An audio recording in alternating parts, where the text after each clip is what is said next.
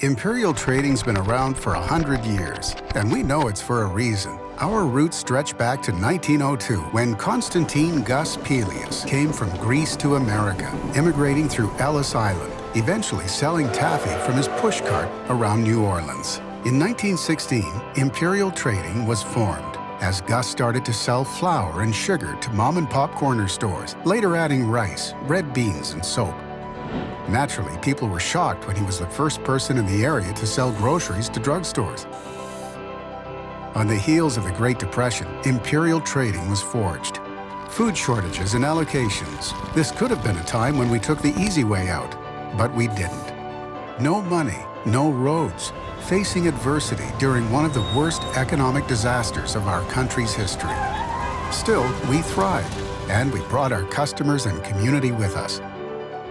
In the 40s, Gus's sons, Gerald and Harold, came on board, moving locations and operating the business until their service in World War II.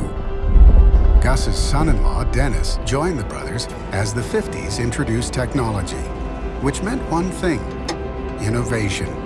Our industry started to change as stores began diversifying their offerings and smaller companies began to grow exponentially. So we adapted and grew.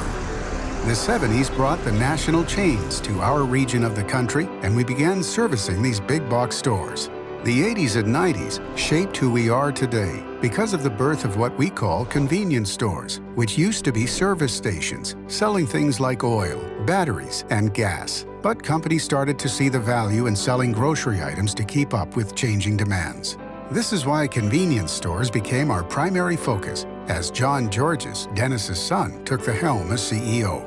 For the next 15 years, he led the company to grow outside of Louisiana with a more regional focus. Then passed the torch to Wayne Bouquet, and under him we prevailed during Katrina, growing more than ever to service nearly a dozen states and thousands of stores through multiple distribution centers. We pivot with the times, making sure we are always 10 steps ahead of everyone else. What allows us to constantly do this is our culture, which dates back to our beginnings. The same drive Gus Pelias had when he started Imperial Trading has been carried and shared throughout 100 years.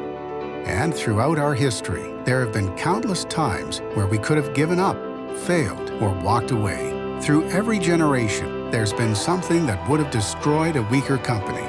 But we always overcame it by innovating, adapting, and growing.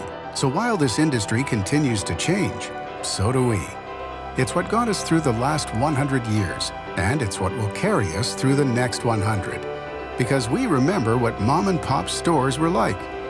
We remember all the times we could have failed and how we didn't, because of our suppliers, customers, and employees.